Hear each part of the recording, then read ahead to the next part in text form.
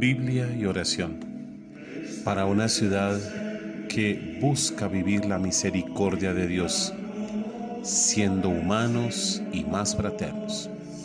Abre tu corazón y escucha atentamente las lecturas.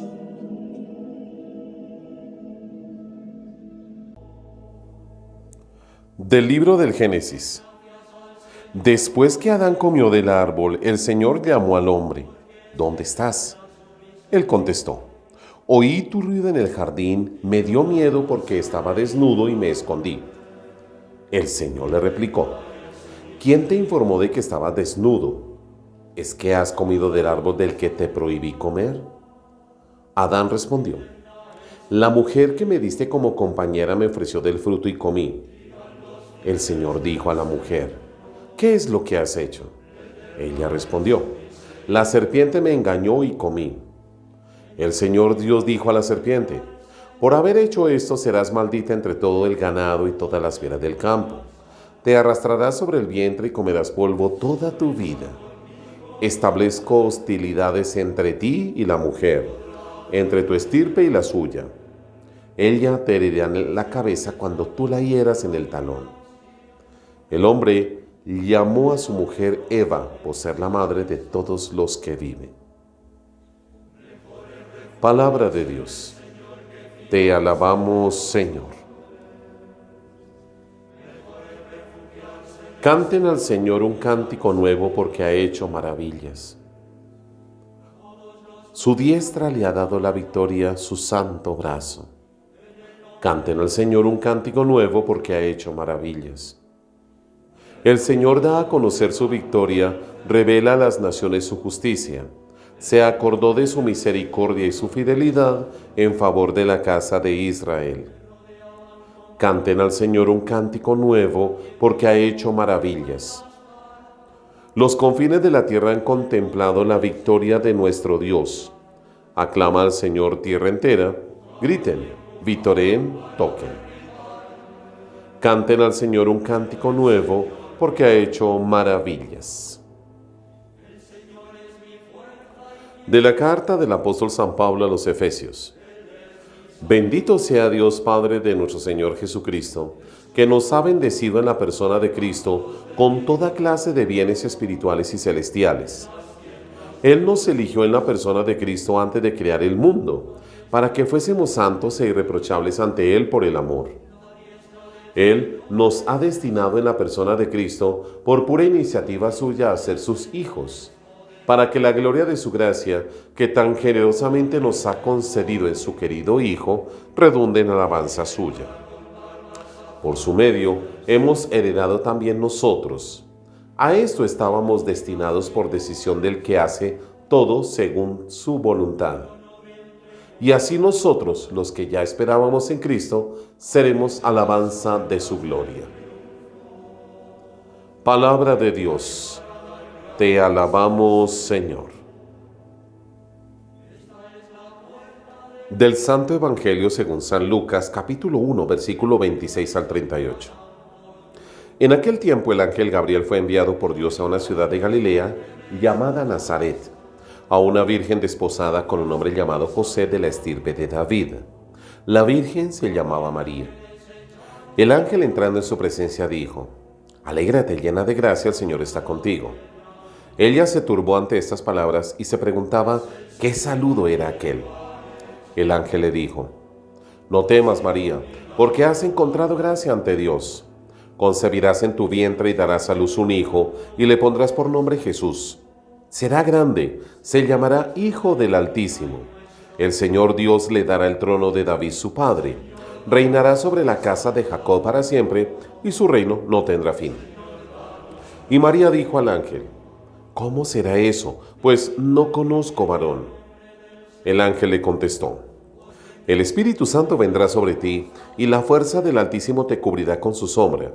Por eso, el santo que va a nacer se llamará Hijo de Dios. Ahí tienes a tu pariente Isabel, que a pesar de su vejez ha concebido un hijo, y ya está de 6 meses, la que llamaban estéril, porque para Dios nada hay imposible. María contestó: aquí está la esclava del Señor, hágase en mí según tu palabra. Y el ángel la dejó. Palabra del Señor. Gloria a ti, Señor Jesús. Hoy se celebra la concepción inmaculada de aquella que tenía que concebir el Verbo que trasciende todo lo creado. Los orígenes de esta fiesta los encontramos entre el siglo VII y el siglo VIII en Oriente. Poco a poco fue introduciéndose en Occidente y extendiéndose por toda la Iglesia, hasta que el Papa Pío IX, un 8 de diciembre del año 1854, declaró como dogma de fe que María, por un singular privilegio, fue preservada de toda mancha de pecado original. Es tan interesante, queridos hermanos y hermanas que me escuchan a través del canal Biblia y Oración, conocer un poco la historia de esta gran solemnidad de la Inmaculada Concepción. No se queda como un decir de algunos que es un invento de los sacerdotes o de las monjas. No, no es un invento, es toda una experiencia de fe que la Iglesia ha vivido durante siglos.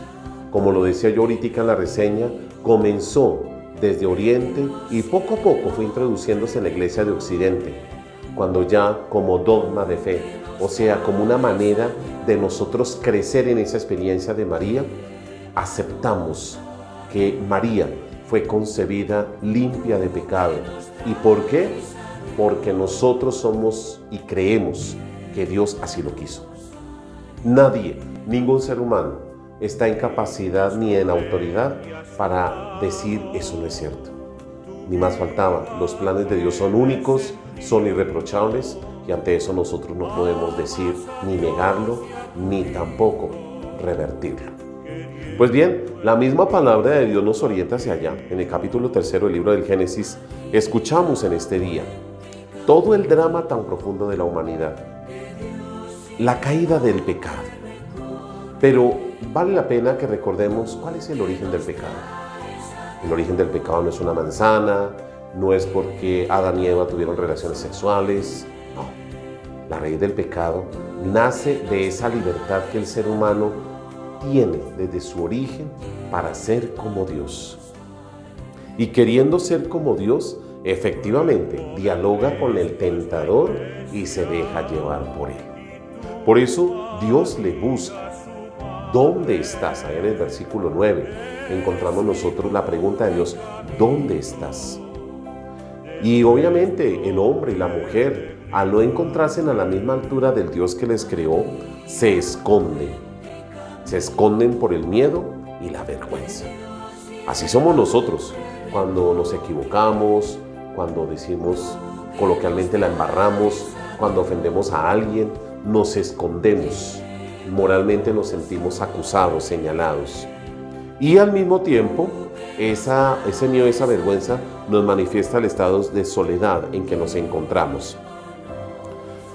Después de escuchar Dios a los tres culpables, al hombre, a la mujer, inclusive a la misma serpiente, entonces Dios pronuncia sentencia. El autor de alguna manera pretende mostrar una sentencia con un castigo. Y de paso el lector espera que el castigo sea bien fuerte, inclusive de muerte. Pero fíjense ustedes que no. Se propone un castigo como camino de purificación. En ningún momento encontramos al autor describiendo a Dios como ese Dios cruel, ese Dios que quiere destruir al ser humano. No. Leyendo completamente el texto, nos damos cuenta de que a cada uno le corresponde una sentencia por haber dañado toda la belleza, toda la libertad de la creación, pero no lo destruye. Y es así como comienza a revelarse el Dios misericordioso que se pone de parte del ser humano contra la serpiente, que es el símbolo del mal. Y es ella la que recibe la maldición. No es el hombre ni la mujer, es la serpiente, el símbolo del mal, la que recibe la maldición. La humanidad entonces queda herida por el pecado. Pero fíjense ustedes que allí nace lo que se llamaría el protoevangelio. Cómo el mismo Dios pone de presente que el linaje, vendrá un linaje de una mujer. Ella, el linaje aplastará la cabeza del mal, mientras que la serpiente pretenderá morder el calcañar.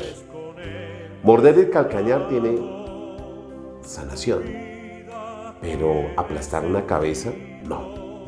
Y es así como desde este momento, en el versículo 15, al dictar Dios sentencia, muestra la victoria de Dios, del Hijo de Dios, sobre el pecado y sobre la muerte. Finalmente, el hombre nuevo que el hombre da a la mujer, Eva, la llama la madre de los vivientes, no la madre de los mortales. Y es allí donde vemos prefigurada la presencia de María. Una mujer que cooperará en la obra de la restauración de la humanidad pecadora y que Jesús conseguirá con la muerte de su cruz. Pasemos a la segunda lectura de la carta a los Efesios. Hallamos allí entonces cómo el apóstol San Pablo nos muestra a un Dios, no el Dios de Abraham, de Isaac ni de Jacob, sino el Padre de nuestro Señor Jesucristo. Y este Jesucristo es el mediador, el único mediador. Cristo es el Mesías, y por eso San Pablo en este hermoso himno exalta el plan de salvación de Dios. Un plan que se realiza en una mujer. Un plan divino donde Dios busca hacernos santos e irreprochables ante Él por el amor. La reparación solo puede recibirse como herencia, eso sí. María, la Virgen Inmaculada, no es un ser suprahumano, sino que es la elegida de Dios para concebir el Verbo, la palabra. María es aquella que da cumplimiento al plan del que ha predestinado Dios para que todos seamos hijos adoptivos.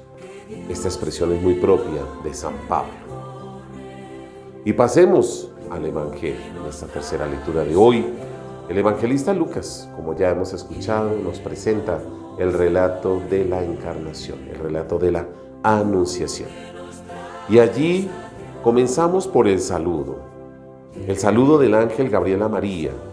La llama la llena de gracia.